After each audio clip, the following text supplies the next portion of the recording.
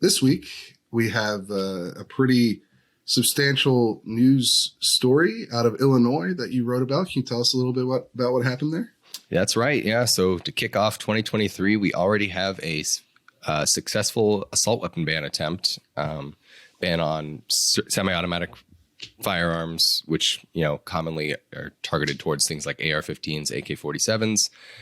But it covers so much more, pistols, shotguns as well, that have these certain cosmetic features. Was passed by Illinois this week and signed into law. So we now officially have a ninth state that has an assault weapon ban on the book. Yeah, and the second one, following Delaware last year, about 6 months ago, the second one to pass a brand new statewide ban since, I guess the last one was 2000. You wrote in your analysis piece that was New York, had their very first assault pistol ban. Most of them were passed back in the mid to late 90s, alongside the same time period as the national ban that was in effect for a decade. But and then a lot of those states also have expanded their lists of what's banned. Some of them really extensively. Some of them were like assault pistols, and then they went to assault weapons after Sandy Hook. I think that happened in Connecticut and Maryland, but they had some form of a ban before that, whereas Illinois and Delaware didn't have anything until now. Illinois had local ones. That's right. Chicago area had an assault weapons ban. But the Midland Park shooting, obviously, is the catalyst for this passage. But the timing is very interesting on this. And you wrote about this in a members piece because, it's coming as support for assault weapons bans has actually decreased. We've seen a downturn in that even after Uvalde, which was obviously a very significant mass shooting at elementary school in Texas, where AR-15s were used. But you sort of seen Americans' opinion of these bans deteriorating at this moment, while you're also seeing an increase, right, in ownership of these exact guns that are being targeted, right? The National Shooting Sports Foundation, the industry's trade group, they estimate there's over 24.5 million of these sorts of guns in circulation, right? And you also have the Supreme Court signaling pretty heavily that they're going to strike down assault weapons bans in the near future. And so that's the backdrop for all this happening, right? Yeah, no, definitely. It's, as you said, it's the first real push that we've seen, at least the first successful push. Obviously, this is a perennial goal for gun control activists, is to get assault weapons banned. But this is the first time you've seen a real successful push. As you said, Delaware last year, Illinois now this year. Washington State and Colorado are two states that I know of, at least, that have started working on drafts of their own assault weapons bans bills. And both of their legislative sessions have now started. So they are actually in session. So it could be any moment now. This is the first real sustained push that's coming, as you said, at the same time that even after mass shootings, Americans don't really seem to be going back to assault weapons bans, and they continue to buy them in huge quantities. So it's kind of a weird dynamic that you're starting to see here, where gun control activists are getting the wins that they've sought for decades plus, but it's probably going to be short-lived, at least, depending on how these court battles go. Yeah, and obviously we should note that in places like Illinois and Colorado and Washington, these are probably more popular policies than at the national level. So that's why it's more realistic that they could still get them through at this point. But it is, of course, very interesting that they haven't gotten through in the last 30 years, since these policies have been at the top of the list for most gun control groups. Since that time. I mean, you've kind of been arguing about the same gun policies for the last 30 years. It's always assault weapons ban, universal background checks.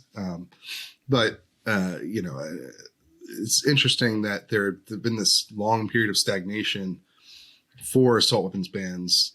And now you're seeing a resurgence at a time where logically it would seem to make less sense for that to actually happen. And, you talk about this, some of the reasons this might be, happening. There's sort of a dynamic that occurs when a policy is sort of in the twilight of its existence, I guess. where it's actually becomes easier to pass because you're less likely to have to deal with the consequences of it, is sort of the idea here, right? So you saw this perhaps around gay marriage would be an example of this, right towards the end of, right towards when the Supreme Court declared gay marriage constitutional. You actually had a lot of activity of people, and when it was becoming more and more popular, you had a lot of states pass bans on gay marriage, even in California, through a ballot initiative. And so that all happened right up until it didn't happen anymore. Right. So you also see this with gun policy a lot too. And you talked about this in your piece, right? Philadelphia is an example. Yeah, that's right. It's a pretty common tactic, especially in like Philadelphia, places like that, where there's a blue city in a red state or a purple state where stuff like this would otherwise not happen at the state level. You'll see blue policymakers routinely pass gun measures that they know either are suspect or are almost certainly unconstitutional, either because there's a preemption law or there's a pretty straightforward statute in their state constitution. And they do it anyway, just because the political capital, it's worth it for them to go to their constituents and say, I'm fighting for, gun safety laws or whatever for you. And if it gets struck down, they can, pass the blame and say, oh, this is the work of the radical state legislators, or this is the work of the ultra conservative Supreme Court that won't let me fight for you, my constituents. So there's really no incentive for them to not try to push for these attempts, because in places where they govern, it is popular, like you said, in places like Washington and Illinois and so on. Yeah, there's probably more of it's a stronger effect in a place like Philadelphia because that's a lot more concentrated deep blue than something like Colorado, right? Where there's still a lot of people who own guns and don't want to see these sorts of bans. Same for Washington or even Illinois. But, that dynamic still exists, I think, and drives some of this at least. And it's pretty fascinating to watch. Now, I think one other thing to mention too, this also applies as well to magazine bans. I think there is a magazine ban included with this assault weapons ban in Illinois. It bans, it sets the cap at 15 rounds. Now they had initially made the proposal confiscation, where you wouldn't be allowed to own, any magazine that holds more than 15 rounds or own what they're calling assault weapons. But that was stripped out as the legislative process went along, right? And the Senate sort of moderated some of these proposals, and now you can keep magazines that hold more than 15 rounds, and you can keep this so-called assault weapons if you register them with the police.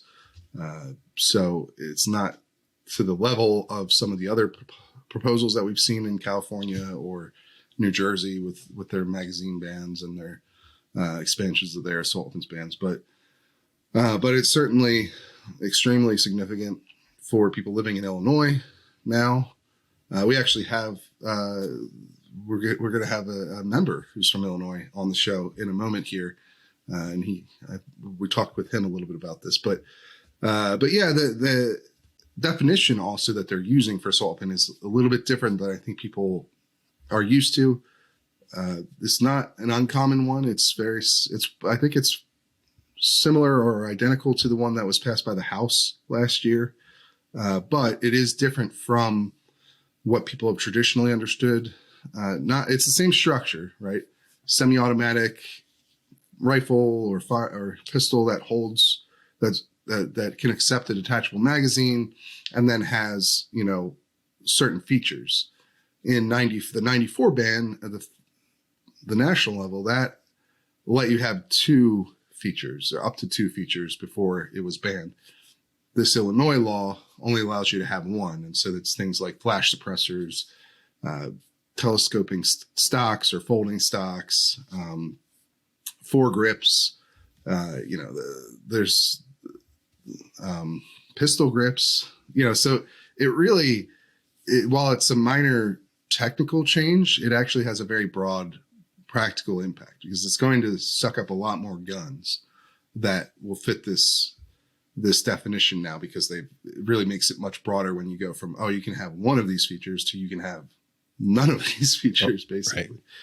Right. And so That's an important thing to remember about the progression of these laws. This is sort of the simplistic version of it. That you've seen much more complicated expansions in California and Massachusetts. But there's also another wrinkle in this, right? There's something with the police can add whatever gun they want to this registry. Or can you explain that a little bit? I was going to say, not only did the definition get a little more inclusive, they're actually giving the Illinois State Police open-ended discretion to add firearms to the banned list as needed, is the phrasing in the bill. So by my understanding, that means that if the Illinois State Police identify a weapon make and model that they think is an assault weapon, all of a sudden it can be a banned assault weapon. That's a new wrinkle. I haven't seen that one before in some of these other bills. Yeah, that's interesting. Maybe something along the lines of what they tried to do in Massachusetts with the copycat declaration, where they said anything that is like what's in our assault weapons ban is an assault weapon. They're still fighting over that in court, I believe. But I guess that's perhaps a new wrinkle on that sort of attempt to, because the problem, of course, with a lot of these laws that you always run into is, well, they're cosmetic features that are getting banned for, in large part, things like barrel shrouds and flash suppressors that don't really have any impact on how the gun functions. And so you're left with a lot of firearms that are effectively identical to the ones that are banned, but they're legal. And, or if a lot of the law will start with, it needs to have a detachable magazine to be part of the ban. And so if you don't have a detachable magazine, this was another common workaround that you saw that they've tried to legislate away 100 different times. But it just gets to the core problem of how these bans are constructed, which is basically politicians don't like the way that some of these guns look. They look like military weapons. And so even though they're, in a practical sense, not really any different from, a gun that looks like your uncle's hunting rifle, which in our politics is not a scary gun, and so therefore is not targeted in these bans, even if they're effectively the same basic gun. And so you run into a lot of these issues where they pass these bans, then they notice that something that still seems bad to them, or they don't like the politicians who pass these bans, is still legal, so that they have to find some way to work around that and make it illegal. And that's basically been the ongoing fight in places like California and Massachusetts for 30 years now. And so I guess this is maybe Illinois' attempt at solving that riddle of, well, just any gun that comes up that isn't affected, that we don't like, we'll just have the police add it to the list. Right. We'll have to watch how that develops, because I don't know how that's going to work in practice, but we'll see.